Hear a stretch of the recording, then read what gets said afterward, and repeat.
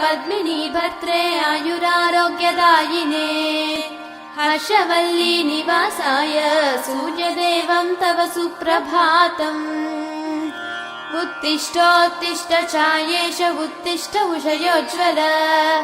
उत्तिष्ठ पद्मिनी कान्त लोकानां मङ्गलं कुरु मातः समस्त जगतां मधुकैटभारेः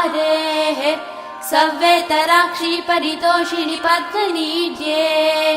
नाथानुबद्ध भुवनावनबद्ध दीक्षे प्रत्यक्ष दैवतरमे तव सुप्रभातम् छाये किलाश्रित वरप्रद कल्पकल्पे विस्वाप्तधाम निलयामल दिव्यभासे आयाहि शीघ्रमघनासिनि संश्रितानां श्रीसूर्यदैवतरमे तव सुप्रभातम्।